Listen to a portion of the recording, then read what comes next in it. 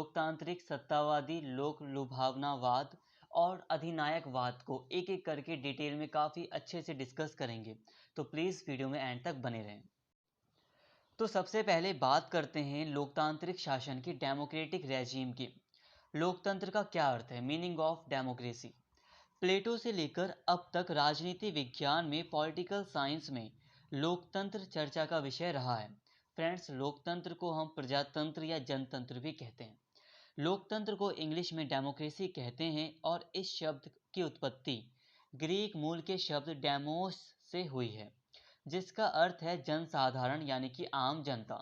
इसमें क्रेसी शब्द को जोड़ा गया है जिसका अर्थ होता है शासन या सरकार। इस तरह लोकतंत्र शब्द का जो मूल अर्थ है वो है जनसाधारण या जनता का शासन। अब्राहम लिंकन ने लोकतंत्र की जो परिभाषा दी है वो इसके अर्थ से बहुत ही ज़्यादा मिलती है। उनके अनुसार लोकतंत्र जनता का शासन है जो जनता के द्वारा और जनता के लिए चलाया जाता है। Government of the people, by the people, for the people. दूसरे शब्दों में कहा जाए तो लोकतंत्रीय प्रणाली में शासन या सत्ता का अंतिम सूत्र जनसाधारण के हाथों में रहता है, ताकि सार्वजनिक नीति जनता की इच्छा के अनुसार और जनता के हित साधन के उद्देश्य से बनाई जाए और कार्यान्वित की जाए। मतलब साफ साफ यही है कि जनता का महत्व बहुत ज़्यादा होता है लोकतांत्रिक प्रणाली में। वास्तव में लोकतंत्र के कुछ शुरुआती प्रमाण हमें ग्रीस से मिलते हैं। कई प्राचीन यूनानी नगर राज्य जैसे कि एथेंस, जो ये सिटी स्टेट थे यूनानी, इनमें लोकतंत्र पाया जाता था। लेकिन उस समय का जो लोकतंत्र था वो वर्तमान की लोकतंत्र से अलग था। आज के टाइम का जो लोकतंत्र है वो पहले के लोकतंत्र से बिल्कुल अलग था। उस समय क्या था, ग्रीस स्टेट में या जो सिटी स्टेट थे वहाँ पर प्रत्यक्ष लोकतंत्र पाया जाता था, जिसमें दासों और स्त्रियों को राजनीतिक अधिकारों से वंचित रखा जाता था और केवल जो स्वतंत्र जन थे, वहाँ के जो फ्री मैन थे, उन्हीं को कुछ अधिकार दिए गए थे। आगे चलकर राज्य की प्रकृति और शासन में बदलाव आया, जिससे कि लोकतंत्र में बदलाव देखने को मिला। लोकतंत्र के परिवर्तित रूप हमारे सामने आया। यूरोप में पुनर्जागरण जैसी घटनाएं हुई। 1648 में वेस्टफेलिया की संधि हुई। इसके अलावा यूएसए में कई महत्वपूर्ण घटनाएं घटी, जैसे कि बिल ऑफ राइट 1789 का पारित होना। तो ये जो घटनाएं थी वो ऐतिहासिक घटनाएं थी। इन घटनाओं ने लोकतांत्रिक आदर्शों का विकास किया। इसके अलावा 1789 की फ्रांसीसी क्रांति ने भी महत्वपूर्ण भूमिका निभाई और इसने आधुनिक उदार लोकतंत्र के कुछ सबसे बुनियादी पहलुओं को हमारे सामने रखा, दुनिया के सामने रखा। तो इस तरह लोकतांत्रिक शासन का विकास होता रहा और 20वीं शताब्दी तक यह पूरी तरह विकसित हो चुका था। मतलब लोकतांत्रिक शासन प्रणाली पूरी तरह 20वीं शताब्दी में ही विकसित हुई। दोस्तों, अब हम बात करते हैं लोकतांत्रिक शासन प्रणाली की विशेषताओं की। लोकतांत्रिक शासन प्रणाली की पहली विशेषता ये है कि एक लोकतांत्रिक शासन प्रणाली में एक से अधिक राजनीतिक दलों में राजनीतिक सत्ता के लिए मुक्त प्रतिस्पर्धा होती है। मतलब ये कि एक लोकतांत्रिक शासन प्रणाली में एक से ज़्यादा पॉलिटिकल पार्टीज होती हैं और उनके बीच सत्ता के लिए, अथॉरिटी के लिए एक खुला कंपटीशन होता है, एक मुक्त प्रतिस्पर्धा होती है। इस हिसाब से देखा जाए तो जिन देशों में एक राजनीतिक दल पाया जाता है, उन देशों की राजनीतिक प्रणाली को हम लोकतांत्रिक नहीं कह सकते। जैसे कि पूर्ववर्ती सोवियत संघ और आज के टाइम पर जनवादी चीन। चीन में केवल एक ही राजनीतिक दल पाया जाता है, वो है साम्यवादी दल। तो जहाँ पर भी एक राजनीतिक दल पाया जाता है, उस देश की शासन प्रणाली को हम लोकतांत्रिक नहीं कह सकते। लोकतांत्रिक शासन प्रणाली की दूसरी विशेषता ये है कि लोकतांत्रिक शासन प्रणाली में राजनीतिक पद पर किसी भी वर्ग का विशेष अधिकार नहीं होता। मतलब ये लोकतंत्र में राजनीतिक पद जनता के समर्थन से हासिल किए जाते हैं। जन्म के आधार पर, परंपरा से या उत्तराधिकार के सिद्धांत के आधार पर राजनीतिक पद प्राप्त नहीं किए जा सकते। जैसे कि राजतंत्र में या सामंतवाद में ऐसा होता है कि राजा का बेटा ही राजा बनेगा, बट लोकतंत्र में ऐसा नहीं होता। राजनीतिक पद सभी के लिए खुले होते हैं। अगर एक निश्चित प्रक्रिया के तहत कोई भी व्यक्ति उस पद तक पहुंचता है तो वो उस पद पर मतलब बैठ सकता है और उस पद के योग्य माना जाएगा। जैसे कि उसे अगर मतदाताओं का समर्थन हासिल है तो वो राजनीतिक पद हासिल कर सकता है, बट एक निश्चित अवधि होने पर, उसका कार्यकाल पूरा होने पर उसे अपने पद से हटना भी पड़ता है। इसके साथ ही किसी भी व्यक्ति को भाषा, धर्म, लिंग या जाति के आधार पर किसी राजनीतिक पद के लिए अयोग्य या योग्य नहीं ठहराया जा सकता है। हालांकि कुछ अल्पसंख्यक वर्गों को प्रतिनिधित्व देने के लिए लोकतांत्रिक शासन प्रणाली में भी आरक्षण किया जा सकता है। उदाहरण के लिए भारत एक बहुत ही बड़ा, पूरे विश्व का सबसे बड़ा लोकतांत्रिक देश है, बट भारत में भी अनुसूचित जातियों और जनजातियों के लिए विधानमंडल में कुछ सीटें आरक्षित की गई हैं। तो ये जो सिद्धांत है वो लोकतंत्र के विरुद्ध नहीं है, लोकतंत्र के पक्ष में ही है। लोकतंत्र कहता है कि जो अल्पसंख्यक हैं या जो पिछड़े हुए वर्ग हैं उन्हें भी डिसीजन मेकिंग में शामिल किया जाए। इसके अलावा स्त्रियों के लिए भी आरक्षण की व्यवस्था की जा सकती है, ये भी लोकतंत्र की भावना के विरुद्ध नहीं होगा। इसके अलावा लोकतांत्रिक शासन व्यवस्था की एक अन्य विशेषता ये है कि सार्वभौमिक वयस्क मताधिकार के आधार पर यहाँ पर आवधिक चुनाव करवाए जाते हैं। मतलब एक निश्चित समय बीतने के बाद सार्वभौमिक वयस्क मताधिकार यानी कि यूनिवर्सल अडल्ट फ्रेंचाइज के आधार पर चुनाव करवाए जाते हैं।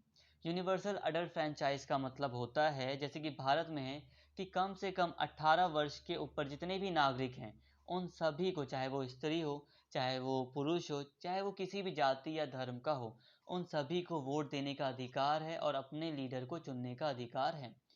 इसके साथ ही जो मतदान होता है, जो चुनाव होता है, वो गुप्त होना चाहिए, ताकि जो जनता है वो अपने उम्मीदवारों को निर्भय होकर, वो मतलब किसी भी अपने पसंद के उम्मीदवार को निर्भय या बिना किसी डर के चुन सके और वोट दे सके। लोकतांत्रिक शासन की एक बहुत ही बड़ी विशेषता ये है कि लोकतांत्रिक शासन में नागरिक स्वतंत्रताओं की व्यवस्था की जाती है, सिविल लिबर्टीज की व्यवस्था की जाती है। लोकतंत्र में नागरिकों को विचार और अभिव्यक्ति की स्वतंत्रता, freedom of thought and expression, धार्मिक स्वतंत्रता, फ्रीडम ऑफ रिलीजन, सभा करने, संघ बनाने की स्वतंत्रता, freedom of assembly and association, personal freedom यानी कि दैहिक स्वतंत्रता इत्यादि प्राप्त होना आवश्यक होता है। इन स्वतंत्रताओं के बल पर जो नागरिक होते हैं वो अपने हित समूह बनाते हैं और आंदोलन वगैरह करते हैं, सरकार पर प्रेशर डालते हैं और अपने हितों को सुरक्षित रखते हैं। न्यायपालिका की स्वतंत्रता लोकतांत्रिक शासन व्यवस्था की एक बहुत ही बड़ी विशेषता है। Independence of judiciary. लोकतांत्रिक शासन व्यवस्था में न्यायपालिका को लेजिस्लेचर और एग्जीक्यूटिव यानी कि विधानमंडल और कार्यपालिका से स्वतंत्र रखा जाता है, ताकि वो स्वतंत्र होकर संविधान की रक्षा कर सके और देश में नागरिकों के अधिकारों की रक्षा कर सके।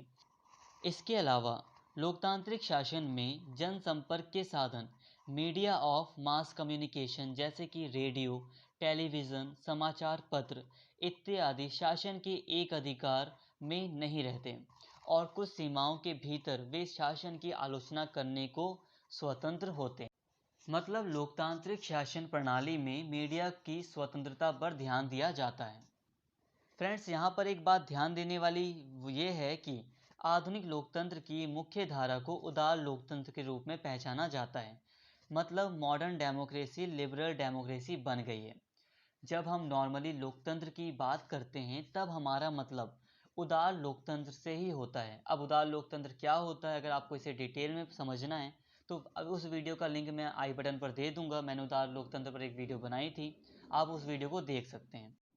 मतलब कहने का यही है कि अभी हमने लोकतांत्रिक विशेषताओं, जिन भी विशेषताओं को पढ़ा है उसको हम उदार लोकतंत्र की विशेषता भी कह सकते हैं।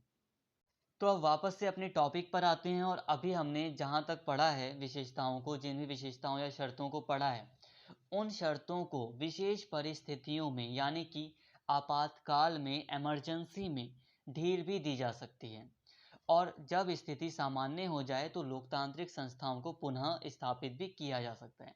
मतलब कि मान लीजिए जैसे कि भारत ही एक देश है, तो जब भारत में इमरजेंसी लगी थी 1975 में, तो भारत से लोकतांत्रिक विशेषताएं खत्म हो गई थी। जैसे कि संघ बनाने की स्वतंत्रता छीन गई थी, इकट्ठे होकर ग्रुप बनाकर चलने की स्वतंत्रता छीन गई थी, इत्यादि स्वतंत्रताएं जो थी वो छीन गई थी। बट आपातकाल खत्म होने के बाद दोबारा से सभी संस्थाओं को स्थापित किया गया, चुनाव करवाए गए, सारी चीज़ें पुनः स्थापित कराई गई। तो लोकतांत्रिक शासन में आपातकाल में हम कुछ विशेषताओं को कुछ समय के लिए मतलब रोक भी सकते हैं या हटा सकते हैं, जैसे कि मीडिया पर अंकुश लगा देना, प्रतिबंध लगा देना, ये भी। बट हाँ, जब स्थिति सामान्य हो जाए तब सारी की सारी संस्थाओं को पुनः स्थापित किया जाना चाहिए। फ्रेंड्स, अगर हम लोकतांत्रिक शासन के प्रकारों की बात करें तो लोकतांत्रिक शासन दो प्रकार के होते हैं, प्रत्यक्ष लोकतांत्रिक शासन और अप्रत्यक्ष लोकतांत्रिक शासन, डायरेक्ट एंड इनडायरेक्ट डेमोक्रेसी। प्राचीन यूनानी नगर राज्यों में जो लोकतंत्र प्रचलित था उसे प्रत्यक्ष लोकतंत्र यानी कि डायरेक्ट डेमोक्रेसी कहा जाता है। बट फ्रेंड्स, उसे सही अर्थों में हम उसे सही या सच्चे अर्थों में हम उसे लोकतंत्र नहीं मान सकते। क्यों? क्योंकि समाज उन दिनों दो वर्गों में बटा था, स्वतंत्र जन और दास, फ्री मैन और स्लेव्स। राजनीतिक अधिकार केवल और केवल फ्री मैन यानी कि जो स्वतंत्र लोग थे उन्हीं को प्राप्त थे। उसमें भी स्त्रियों को राजनीतिक अधिकार प्राप्त नहीं थे और दासों को भी ये अधिकार प्राप्त नहीं थे।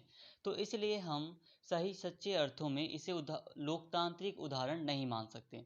बट फिर भी हम यूनानी नगर राज्यों में जो शासन व्यवस्था थी उसको प्रत्यक्ष लोकतंत्र कहते हैं। फ्रेंड्स, इसका अर्थ केवल यही है कि वहाँ के जो लोग थे, जो स्वतंत्र जन थे, वो एक बड़ी सभा के रूप में एकत्र होते थे और कानून पारित करते थे और उन्हें लागू करते थे। इसीलिए हम वहाँ की शासन प्रणाली को प्रत्यक्ष लोकतंत्र कहते हैं। मतलब यही है कि वहाँ के नागरिक अपना शासन स्वयं चलाते थे, इसी कारण से हम वहाँ के शासन प्रणाली को प्रत्यक्ष लोकतंत्र कहते हैं। आज के टाइम पर भी अगर हम कुछ देशों में देखें तो प्रत्यक्ष लोकतंत्र की कुछ गतिविधियों या पद्धतियों या मेथड्स को आज भी अपनाया गया है, जैसे कि स्विट्ज़रलैंड, ऑस्ट्रेलिया या डेनमार्क जैसे देशों में कई पद्धति को आज भी अपनाया गया है। प्रत्यक्ष लोकतंत्र की कुछ मेथड्स हैं, जैसे कि रेफरेंडम, इनिशिएटिव्स, रिकॉल। आज के टाइम पर देखें हम तो Australia, Denmark, France, Italy, Switzerland इत्यादि देशों में सांविधानिक संशोधन करने के लिए परिप्रेक्ष्य की पद्धति अपनाई जाती है, मतलब प्लीबिसाइट्स, जिसे रेफरेंडम या जनमत संग्रह कहा जाता है, ये पद्धति अपनाई जाती है। बट फ्रेंड्स, अगर हम आज की स्थिति को देखें तो सभी देशों में इन पद्धतियों का प्रयोग हम नहीं कर सकते। आज के टाइम पर जो देश होते हैं उनकी जनसंख्या इतनी बड़ी होती है कि वो एक जगह पर इकट्ठा नहीं हो सकते हैं। एक जगह इकट्ठा होकर वो कई कानून पास नहीं कर सकते हैं। आज के टाइम पर हम एक ही इलाके में रहते हैं और हम हमारे जो आसपास लोग रह रहे हैं हमें हमें पता ही नहीं होता कि वो कौन है। तो फ्रेंड्स, आज के टाइम पर जो प्रक्रिया है, जो समाज है, वो बहुत ही जटिल हो चुका है। इसलिए ज़्यादातर देशों में आज के टाइम पर हमें इनडायरेक्ट डेमोक्रेसी देखने को मिलती है, जिसे हम रिप्रेजेंटेटिव डेमोक्रेसी या प्रतिनिधि लोकतंत्र भी कहते हैं। इसमें हम अपने प्रतिनिधियों के द्वारा जनता अपने प्रतिनिधियों के द्वारा शासन करती है। जनता अपने रिप्रेजेंटेटिव्स को कुछ निश्चित समय के लिए चुनती है।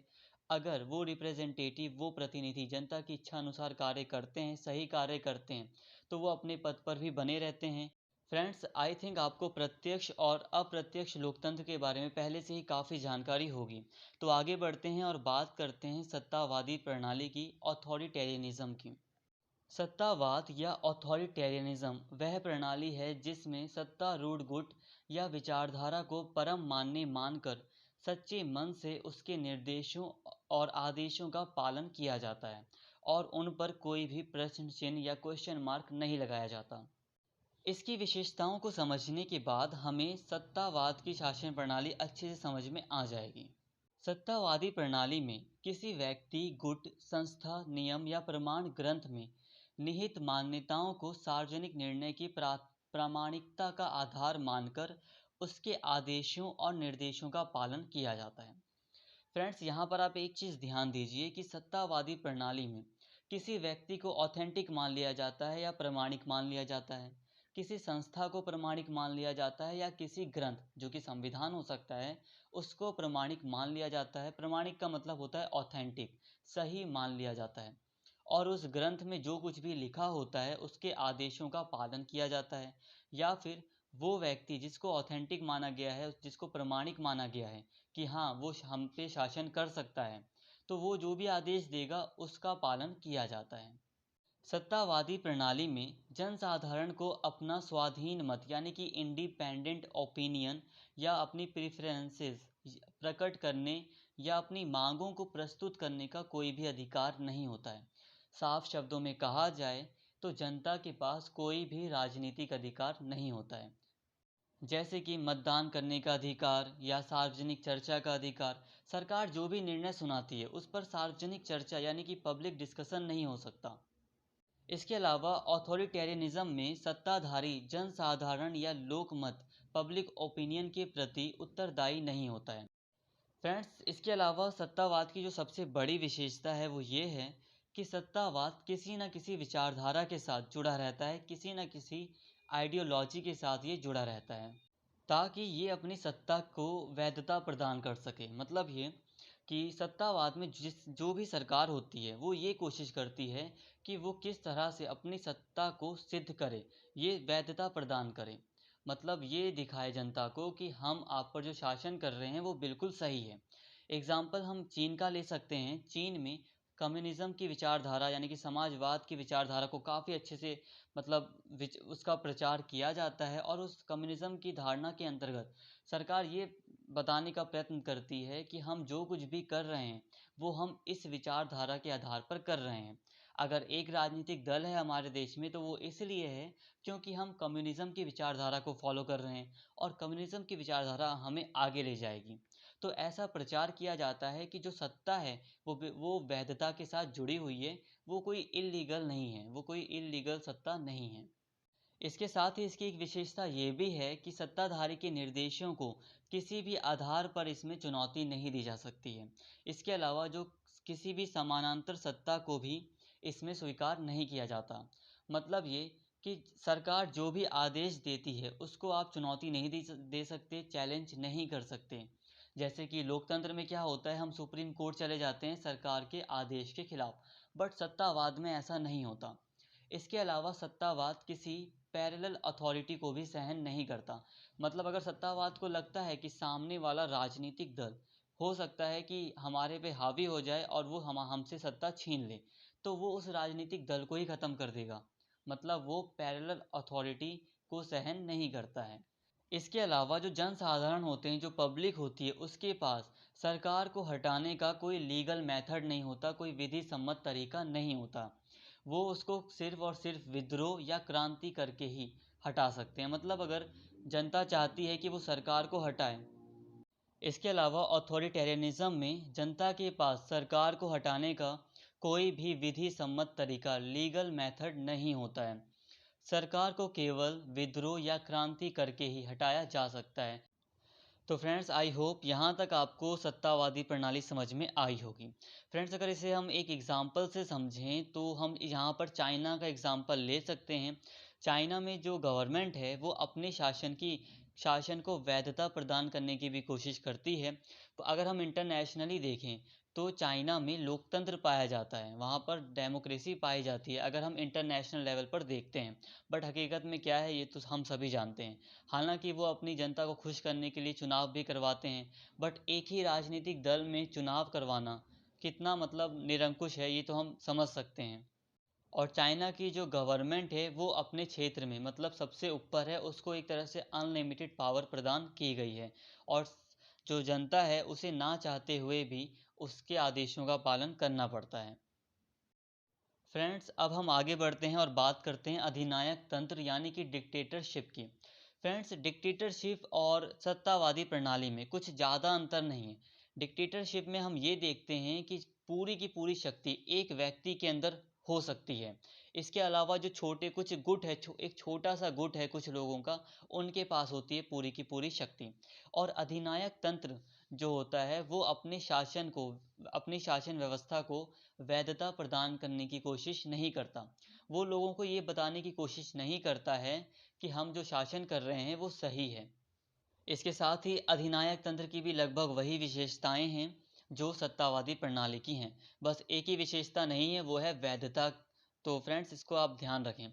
और अधिनायक तंत्र में जो अधिनायक होता है यानी कि जो शासक वर्ग होता है और जो शासक होता है वो जनता के प्रति उत्तरदायी नहीं होता है, वो जवाबदेह नहीं होता है। इसके साथ ही जो अधिनायक होता है वो अपने अधिकार क्षेत्र में जहाँ तक उसका राज चलता है वो कुछ भी कर सकता है। एग्जाम्पल के लिए हम यहाँ आज के टाइम पर किम जोंग का मतलब उदाहरण ले सकते हैं। किम जोंग नॉर्थ कोरिया में कुछ भी कर सकता है। अभी कुछ दिन पहले ही उसने ये ऐलान किया कि 11 दिनों के लिए उसकी कोई भी जनता ना तो हंसेगी ना तो रोएगी ना ही कोई इंजॉयमेंट करेगी, क्योंकि उसके पापा की मतलब बरसी हुई थी जो भी था, तो उस दिन उसने ये घोषणा की। तो मतलब तानाशाह या अधिनायक अपने शासन क्षेत्र में अपने अधिकार क्षेत्र में कुछ भी कर सकता है। दूसरी ओर सत्तावादी प्रणाली में ज़्यादातर राजनीतिक अधिकारों पर फोकस करती है सरकार। सरकार बस ये कोशिश करती है कि हम जनता को राजनीतिक अधिकार नहीं देंगे, चाहे जनता कैसे भी रहे, उनकी पर्सनल चीज़ों पर ज़्यादा ध्यान नहीं देती है। इसके अलावा अधिनायक तंत्र में आतंक का विस्तृत प्रयोग किया जाता है, मतलब लोगों को डराया जाता है, धमकाया जाता है। इसके अलावा लोगों को मजबूर किया जाता है कि वो अधिनायक डिक्टेटर की बातों को माने। फ्रेंड्स, मैं बार बार अधिनायक शब्द यूज़ कर रहा हूँ। अधिनायक यहाँ पर कोई एक व्यक्ति भी हो सकता है और एक से ज़्यादा व्यक्ति भी हो सकते हैं। आज के समय में भी अगर हम सबसे बड़ा अधिनायक का उदाहरण पाते हैं तो वो है हिटलर। हिटलर को दुनिया का सबसे बड़ा अधिनायक यानी कि डिक्टेटर माना जाता है। बट दोस्तों, यहाँ पर एक बात ध्यान देने वाली ये है कि हिटलर अचानक से डिक्टेटर नहीं बना था। हिटलर ने पहले क्या किया कि पहले वो चुनाव लड़ा, संवैधानिक तरीके से वो उसने एक पद हासिल किया और फिर धीरे धीरे उसने वहाँ की शासन प्रणाली को बदलना शुरू किया और पूरी तरह शासन प्रणाली को हटाकर उसने स्वयं को अधिनायक के रूप में स्थापित किया। फ्रेंड्स, अभी हमने लोकतंत्र, सत्तावाद और अधिनायक तंत्र, ये तीनों ही प्रणालियों को अभी समझा है। एक छोटा सा अभी कंक्लूजन देखते हैं कि लोकतांत्रिक शासन प्रणाली उन देशों में स्थापित होती है जहां पर प्रगतिशील समाज यानी कि प्रोग्रेसिव सोसाइटी पाई जाती है, जहां पर जन कल्याण को बढ़ावा दिया जाता है। इसके अलावा सत्तावादी प्रणाली वहां पर पाई जाती है जहां का जो समाज है, जहां का समाज परिवर्तन से डरता है, जहां का समाज अपने आप को परिवर्तित नहीं करना चाहता और परंपरागत तरीके से ही रहना चाहता है, परंपरागत नियमों को बनाए रखना चाहता है, वहां पर सत्तावादी प्रणाली ऑथोरिटेरियनिज्म पनपता है। और जहाँ का समाज संकटग्रस्त होता है, सोसाइटी इन क्राइसिस, मतलब जहाँ का समाज संकटग्रस्त होता है, वहाँ पर तात्कालिक संकट से, जो अभी तक संकट है उससे उबरने के लिए एक अधिनायक की आवश्यकता होती है और लोग अपनी स्वतंत्रता को उस अधिनायक को सौंप देते हैं ताकि वो उस संकट से निकल सकें। बट जो कि गलत है। तो संकटग्रस्त समाज में ही अधिनायक तंत्र पनपता है। फ्रेंड्स, अब हम बात करते हैं लोक लुभावनवाद यानी कि पॉपुलिज्म की। फ्रेंड्स, यह एक ऐसी शासन प्रणाली है जिसमें सरकार ये दिखाने की कोशिश करती है कि सरकार जो कुछ भी कर रही है वो जनता की इच्छा के अनुसार ही कर रही है। फ्रेंड्स, पॉपुलिज्म को हम कुछ विशेषताओं के जरिए अच्छे से समझ सकते हैं। पॉपुलिज्म की एक विशेषता ये है कि पॉपुलिज्म में फ्री एंड फेयर इलेक्शन तो होते हैं, मतलब चुनाव बिल्कुल स्वतंत्र रूप से होते हैं जैसे कि लोकतंत्र में होता है। बट ये डर बना रहता है कि जो सत्ताधारी दल है उसने इलेक्शन से छेड़छाड़ की है, कुछ गड़बड़ी इलेक्शन में है। हालांकि कोई गड़बड़ी होती नहीं है, बस ऐसा माहौल बना रहता है। इसके अलावा चुनावों में धर्म, जाति, रंग को बहुत ही ज़्यादा महत्व दिया जाता है ताकि सरकार अपनी सत्ता को सुरक्षित रख सके। इसके अलावा इसकी एक विशेषता ये है कि सरकार बहुसंख्यक वर्ग, मेजॉरिटी क्लास की इच्छाओं पर ज़्यादा ध्यान देती है और अल्पसंख्यकों के हितों को अनदेखा करती है। सरकार ये दिखाने की कोशिश करती है कि हम लोगों की सामान्य इच्छा के अनुसार ही कार्य कर रहे हैं। इसके अलावा लोक लुभावनवाद में एक करिश्माई नेता होता है, एक कैरिस्मेटिक लीडर होता है जो कि लोगों से, स्पेशली बहुसंख्यकों से कई सारे वादे करता है और ये जताने की कोशिश करता है कि पूरी जनता हमारे पक्ष में है। पॉपुलिज्म में जो विपक्ष होता है वो काफ़ी कमज़ोर हो जाता है, क्योंकि जो सत्तावादी सरकार होती है वो ये दिखाने की कोशिश करती है कि जो विपक्षी पार्टीज़ हैं वो सत्ता के लायक हैं ही नहीं, वो बहुत ही ज़्यादा भ्रष्ट हैं और जब उनके पास सत्ता थी तो उन्होंने बहुत ही भ्रष्टाचार किया था। इसके साथ ही अगर हम देखें तो पॉपुलिज्म में जो मीडिया होती है वो स्वतंत्र रूप से कार्य करती है, बट हाँ, सत्ताधारी दल का थोड़ा बहुत प्रभाव मीडिया पर देखा जा सकता है। तो फ्रेंड्स, हम पॉपुलिज्म को समझ रहे हैं तो पॉपुलिज्म हमें एक तरह से लोकतांत्रिक व्यवस्था की तरह ही नज़र आता है। बट फ्रेंड्स, हमें इन दोनों के बीच थोड़ा सा डिफरेंस पता होना चाहिए, इसलिए प्लीज़ वीडियो को पूरा देखें, एंड में ज़रूर आपको समझ में आ जाएगा। फ्रेंड्स, आज के टाइम पर हमें पॉपुलिज्म के कई उदाहरण मिल सकते हैं, जैसे कि अमेरिका, जापान, बोलिविया, यहाँ तक कि इंडिया में भी कहा जाता है कि पॉपुलिज्म बढ़ रहा है। तो इन देशों में हमें पॉपुलिज्म देखने को मिल जाता है। दोस्तों, सिंपल वर्ड्स में कहा जाए तो पॉपुलिज्म हमें लोकतांत्रिक प्रणाली में ही देखने को मिलता है, डेमोक्रेसी में ही हमें ये पॉपुलिज्म देखने को मिलता है। जैसे कि अमेरिका दुनिया का एक बड़ा लोकतांत्रिक देश है, लेकिन वहाँ पर जब डोनाल्ड ट्रंप की सरकार आई तो वहाँ पर पॉपुलिज्म देखने को मिला और डोनाल्ड ट्रंप को पॉपुलिस्ट कहा गया। उन्होंने बहुसंख्यक वर्गों के हितों को बढ़ावा दिया और अल्पसंख्यकों के हितों, जैसे कि रेड इंडियन जो कि ब्लैक लोग हैं वहाँ के, उनके हितों को अनदेखा किया। तो इस तरह से अमेरिका में, जो कि एक लोकतांत्रिक देश है, वहाँ पर पॉपुलिज्म देखा गया। तो फ्रेंड्स, हम समझ सकते हैं कि पॉपुलिज्म एक डेमोक्रेटिक कंट्री में ही देखा जाता है। दोस्तों, हमें डेमोक्रेसी और पॉपुलिज्म में बहुत ही कम अंतर देखने को मिलता है। एक छोटा सा अंतर यही है कि पॉपुलिज्म में सबका साथ सबका विकास वाली धारणा नहीं होती। पॉपुलिज्म में जो सत्ताधारी वर्ग होता है, जो सरकार होती है, वो बहुसंख्यक वर्गों के हितों को ज़्यादा से ज़्यादा बढ़ावा देती है ताकि बहुसंख्यक वर्ग उसके साथ रहे, और वो कई बार अल्पसंख्यकों के हितों को जानबूझकर अनदेखा करती है या उन्हें नीचा दिखाती है ताकि बहुसंख्यक वर्ग हमेशा सरकार से बंधा रहे और सरकार से खुश रहे। साथ में ही सरकार हमेशा ये दिखाने की कोशिश करती है कि हम पूरे देश की जनता के अनुसार, जनता की इच्छा के अनुसार कार्य कर रहे हैं। जबकि डेमोक्रेसी में ये देखा जाता है सबका साथ और सबका विकास। डेमोक्रेसी में हमेशा ही एक निष्पक्ष तरीके से वोट की राजनीति की जाती है। फ्रेंड्स, स्पष्ट रूप से पॉपुलिज्म हमें जर्मनी में देखने को मिलता है। जब वर्ल्ड वॉर वन के बाद जर्मनी की अर्थव्यवस्था पूरी तरह खराब हो जाती है, जर्मनी पूरी तरह बर्बाद हो जाता है, तो जिस तरह हिटलर का उदय जर्मनी में होता है, वो पॉपुलिज्म का सबसे अच्छा उदाहरण था।